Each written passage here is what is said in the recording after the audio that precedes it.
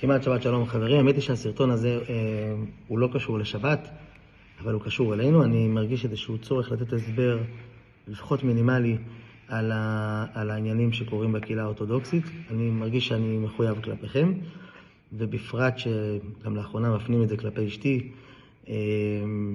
נשים שיורדות עליה, שלא רוצות להיכנס לחנות כי נמצאת שם וכאלה דברים, וזה מאוד מאוד לא מגיע את זה לאשתי, היא לא מייצג את הדברים האלה, זה עניינים שלי, זה לא ש-99% מזה בכלל היא אפילו לא מודעת, כאילו אנחנו דברים שקורים בהחלטות בתוך העבודה שלי והחיים שלי. אבל בכל זאת אני חייב לתת איזשהו הסבר קצר, ובאותו מידה להגיד לכם שכל אחד שיש לו איזושהי טענה או איזושהי שאלה, פשוט תהיו מנשים, תהיו גברים, תבואו לדבר איתי, ואני מבטיח להסביר ולתת תשובות. אפשר לחלוק, אבל אני די בטוח שלרוב נסכים. אז בשתי מילים קצרות. קהילה אורתודוקסית, יש לה את הבית ספר בבשלני, את המרכז שאנחנו מכירים כולם איפה שחנה, את המקווה ואת הבית אבות. אני אתחיל דווקא מהבית אבות. הבית אבות קיבל כספים מיוחדים לשיפוץ שלו. הבית אבות הזה עד היום סגור, כי כל המיליונים יורוים שקיבלו שם נעלמו, ואני לא ארחיב בזה, אתם מבינים לבד איפה הם נעלמו. והקהילה הזאת עמדה לפני פשיטת רגל, ואנחנו עצרנו את זה במשך שנתיים. לקחנו על זה את האחריות, כי אמרנו אנחנו לא רוצים שהזבל הזה, שמה שקורה שם יצא החוצה, כי זה יפגע בסוף בכולנו. מעבר לזה שפרויקטים אחרים שקשורים לתקציבים לשיפוץ בתי הקברות, תקציבים לפרויקטים אחרים יהודיים, עוכבו כי אמרו אין אחדות דעים בתוך הקהילה הזאת, ולכן מי שמפסיד בסוף זה רק הקהילה היהודית, כולנו. מעבר לזה, חשוב להסביר בבית כנסת, ושם היום מדובר ב7 משפחות שמחזיקות את כל הדברים האלה באיזשהו ניחוס עצמי שזה שייך להם. אנחנו הקהילה היהודית, אנחנו הקהילה האורתודוקסית, אנחנו, הכל כבוד והכל מותם והכל מובן והכל ברור. אבל מי זה הקהילה היהודית בהונגריה היום? הקהילה היהודית בהונגריה היום זה אנשים, אנחנו ואתם וכל אחד שנמצא, וכל יהודי שיקרא יהודי הוא חלק מהקהילה היהודית. סתם להתכונכם, אם תלכו לקהילה האורתודוקסית, ואם מישהו יחשוב שאתם לא שומרים שבת, או מישהו יחשוב שאתם לא מתנהגים לפי ההלכה, אתם לא תספרו להם עניין ולא תעלו לתורה. אגב, לא את אבי קליין מעלים לתורה שם, בכל אופן עד לפני חודשיים, ולא את דויטש רובי בעצמו לא מעלים לתורה, כי הוא לא מתנהג לפי דרכי ההלכה שהם חושבים שצריך לנהוג.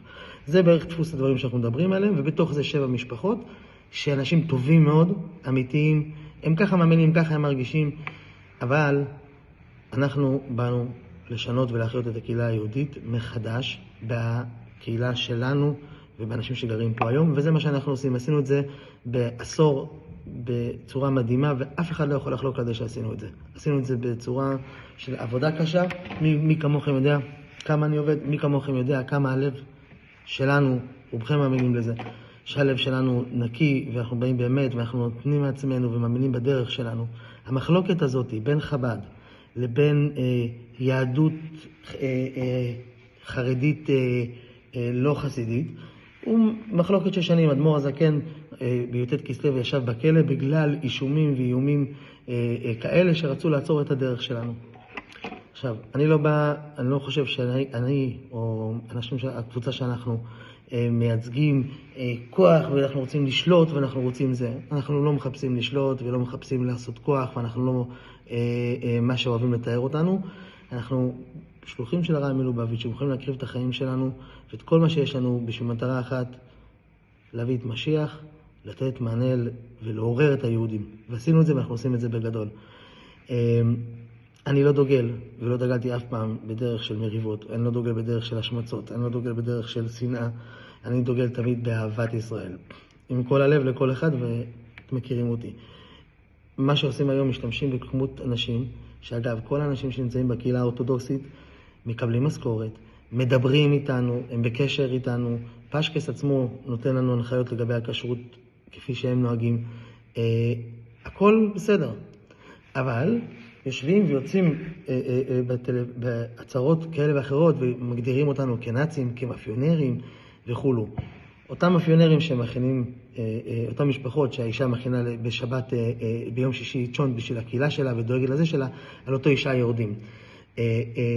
אני חושב גם עליי שעם כל מה שאני עובד קשה, כל שבת אנחנו פה בבית כנסת ביחד, אנחנו באמת נותנים, אני מרגיש בכל אופן שאנחנו נותנים את הנשמה. אז דעו לכם רבותיי, וחברים ומשפחה יקרה, שכוונתנו מאז ומעולם נקייה. לא עשינו שום דבר בדרך של מאפיה, לא עשינו שום דבר בדרך לא חוקית ולא נגד ההלכה. גם מה שהם אומרים שאנחנו עושים נגד הבייסדין, ובייסדין, לפי הבייסדין יש דרך איך אפשר לקבוע פסק כזה. צריך לקרוא לך לדין, צריכים לשמוע את דעתך, ואז יכולים לקבוע. בייסדין לא יכול לקבוע ככה. ואחד, שתיים, בייסדין שלא נמצא במקום לא יכול לקבוע ככה. שלוש, וחשוב לא פחות, בייסדין שמיוצג על ידי אנשים שאותו בית הדין עבד אצלם ויש ניגוד עניינים, זאת אומרת זה לא נקי, לא יכולים לפסוק בכלל בקשר כזה. אבל זה בצד. בכל מקרה, אני רוצה באמת מבקש ממכם שלא נלבה את המחלוקת הזאת, ושלא ניתן לאף אחד את הסיפוק מהנאה למחלוקת הזאת, ואנחנו עושים את זה גם בהתנהגות שלנו בימים האחרונים בתוך הקהילה,